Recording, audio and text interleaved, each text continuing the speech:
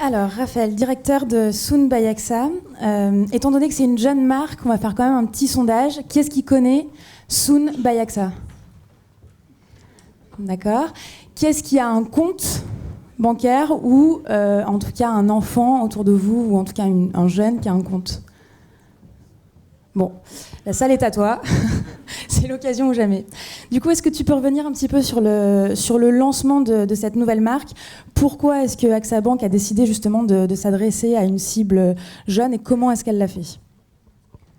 Oui, alors, tout d'abord, bonjour à tous. Soon, c'est effectivement une marque lancée début 2014 par AXA Bank. AXA Bank étant la banque des clients d'AXA et AXA étant le leader mondial de l'assurance que vous connaissez.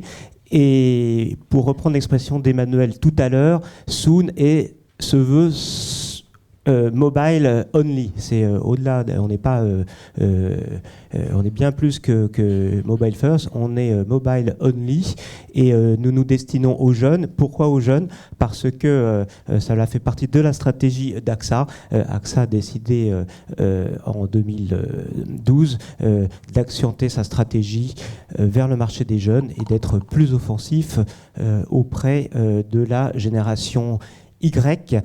Voilà. Donc très concrètement, du coup, la tranche d'âge cible? Eh bien, ce sont les 18-29 ans. 18-29 ans. Et alors justement, les réseaux sociaux ont une place assez importante dans le lancement, puisque là, pour le coup, on a beaucoup parlé avant de communication pour des marques déjà installées. Là, c'était vraiment un gros challenge, puisque c'était le lancement d'une nouvelle marque. Bon, bien sûr, tout en s'adossant à AXA Bank, qui était déjà une grosse structure. Mais comment est-ce que vous vous êtes appuyé sur les réseaux sociaux pour vous adresser à cette cible qui, pour le coup, est complètement imprégnée par Facebook, Twitter, tous les autres? Alors, la particularité du lancement de Soon, c'est qu'il a été effectué au sein d'un grand groupe en mode Lean Startup, dans une logique d'intrapreneuriat. Et du coup, parmi certains d'entre vous dirigent des startups, travaillent dans des startups, et bien souvent le mode Lean Startup ou le mode Lean Startup consiste à aller à la rencontre du marché avant même le lancement. Et c'est ce que nous avons fait en 2013 en présentant via les médias sociaux et à des influenceurs, un peu à l'instar tout à l'heure, je crois, de Monop, le concept. Et notre proof of concept, c'était une vidéo, c'était une maquette sur un smartphone, et ça a beaucoup plu. Et du coup, eh bien, on a beaucoup interagi sur les médias sociaux, sur Twitter, sur Facebook. En quelque sorte, on est natif sur les médias sociaux et ça nous a permis de conquérir plus de 10 000 contacts, plus de 10 000 prospects avant même d'avoir démarré, ce qui est unique dans le domaine bancaire. Alors justement, tout à l'heure, Stéphanie parlait beaucoup de plateformes de marque. Comment est-ce que ça s'est coordonné justement avec AXA Bank, même ne serait-ce qu'en interne, en termes d'organisation, en termes d'équipe? Est-ce que vous vous êtes appuyé sur les équipes d'AXA Bank ou est-ce que c'était vraiment une équipe dédiée, notamment sur la partie social media? Alors, on a effectivement, là aussi, Lean Startup oblige, on a constitué une équipe dédiée sur les aspects marketing et conduite de projet, mais l'activité bancaire exige des moyens importants en termes informatiques, sur le plan réglementaire. Donc, nous bénéficions de toute la puissance d'AXA Bank sur ces sujets. Ça nous a permis de démarrer très très vite et de lancer le projet en moins de 18 mois. D'accord. Donc je suppose que votre stratégie ne s'appuie pas non plus seulement sur les réseaux sociaux. Comment est-ce que ça s'intègre et quel est le pourcentage d'investissement? Alors, mais les médias sociaux, c'est vraiment clé pour nous. On parlait tout à l'heure, j'ai peut-être pas répondu à la question de marque, de signature de marque, de plateforme de marque. Et je dirais, on n'a pas d'ailleurs de signature de marque, mais ce que je peux dire, c'est qu'on a une signature relationnelle. Et cette signature relationnelle, c'est les médias sociaux. Parce que finalement, on intervient, ça nous a permis d'être puissants dans la phase de buzz. C'est aussi, aujourd'hui, et je vais y revenir pour répondre à ta question, c'est un élément clé dans le recrutement. On fait beaucoup d'achats à la perf sur les médias sociaux. C'est un élément ensuite de proximité et avec les prospects et les clients en avant-vente ou en après-vente, ou moi-même je mouille les maillots. Je suis un peu un banquier avec un costume à 4 pièces, la 4e pièce étant Twitter en fait, donc je suis accessible. Et puis c'est aussi finalement ce que j'appelle des études de marché quali et quanti à ciel ouvert. Tout le monde peut voir parce qu'en 140 caractères, c'est facile de faire un coup de cœur ou de donner un coup de gueule. Donc les médias sociaux, c'est une part importante de notre politique d'acquisition. D'après les grands médias sociaux, on est probablement une des premières banques, la première à avoir utilisé Facebook comme canal d'acquisition grâce à toute la puissance de Facebook, Facebook Ad, et première banque à le faire en France et en Europe. Donc je ne donne pas les chiffres, mais je peux dire que c'est important comme canal d'acquisition. Et après tout, c'est pour rebondir sur le sondage express au début de réunion, c'est en début de présentation.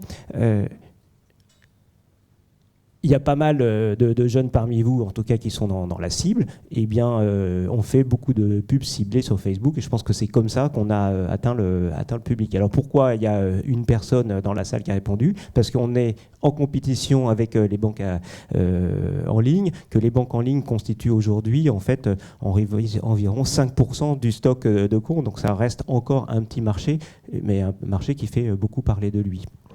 Alors justement, est-ce qu'il y a une différence d'utilisation entre les différents réseaux sociaux, que ce soit Facebook, Twitter ou d'autres? Et ensuite, quelle est la part du contenu, quelle est la place du contenu? Comment est-ce que vous travaillez le contenu sur ces réseaux sociaux, d'autant plus pour des jeunes qui sont de plus en plus exigeants et qui ont l'habitude et qui connaissent bien aussi les travers des réseaux sociaux? Donc Facebook est plus aujourd'hui utilisé en canal d'acquisition et Twitter est en canal relationnel et puis d'information, puisqu'on a une part d'influenceurs, de journalistes, de concurrents, de consultants qui suivent aussi ce qu'on fait. On a également été, je pense, parmi les premiers à tester Instagram, là aussi pour faire de la perf il y a quelques semaines. Et en matière de contenu, j'ai envie de dire, c'est un petit peu à l'instar de Michel et Augustin, nous on cherche à jouer l'authenticité et qu'on n'a rien à dire, on dit rien, et qu'on a des choses à dire. C'est un peu du Audiard, et on peut le dire et on peut le tweeter. Et un exemple concret, on parlait tout à l'heure avec les Galeries Lafayette de guérilla marketing, c'est ce qu'on a fait cet été avec une opération prime back. Alors les opérations prime back, franchement c'est quelque chose d'assez classique. Il y a beaucoup de banques traditionnelles à réseau qui au moment du bac profitent de cet événement de vie important pour communiquer et attirer des jeunes clients en disant si vous avez eu le bac et en plus si vous avez une mention, on vous fait une prime de bienvenue. On vous fait une promo sympathique qui récompensera cette mention très bien ou assez bien. Eh bien, on a en quelque sorte réinventer ce type d'action en attaquant début juillet sur le sujet, et on était en fait le 2 juillet, jour du bac, on était en war room en poussant notre proposition, notre promotion auprès des jeunes qui disaient waouh, j'ai eu le bac avec mention très bien, etc. Et donc ce sujet qui touche au cœur des jeunes, eh bien nous a permis d'être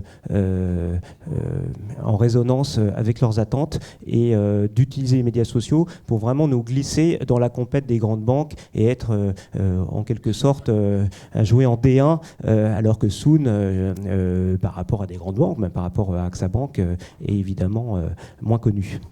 Alors justement, si vous aviez un ou deux conseils à partager sur à la fois comment est-ce que s'adresser à cette cible qui est Génération Y sur les réseaux sociaux, et en même temps un autre conseil sur la partie lancement d'une marque, d'un produit, avec comme base justement les réseaux sociaux. Je ne sais pas si c'est des conseils, en tout cas c'est un partage d'expérience. Se différencier, être authentique, parce que aujourd'hui les gens et les jeunes sont adultes dans leur capacité à décoder les messages, donc en bref no bullshit. Et puis en termes d'organisation, nous ce qu'on a fait, voilà, une fois de plus je vais citer Michel et Augustin, donc l'authenticité, quoique l'authenticité, hein. Donc authenticité c'est important, et le fait de faire maison.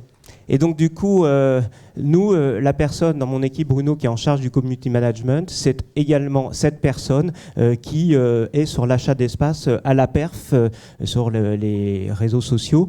Donc peut-être parce qu'on est une petite structure, on ne nous sommes pas mis dans une logique où en fait on a une équipe qui s'adresse à une agence média qui elle-même d'ailleurs peut-être sous-traite à une autre agence plus spécialisée dans le domaine. Et donc on a regroupé ces deux fonctions et ça a plutôt bien fonctionné et ça permet d'être très réactif. Du coup, juste pour comprendre, l'équipe en elle-même est de combien de personnes ? L'équipe de Soon, avec les stagiaires et tout, c'est une quinzaine de personnes. Maintenant, au sein d'AXA Bank, c'est une cinquantaine de personnes qui travaillent au quotidien sur Soon. Et l'équipe, du coup, resserrée autour des social media ? Ben là, c'est 2 personnes. 2 personnes, ok, très bien.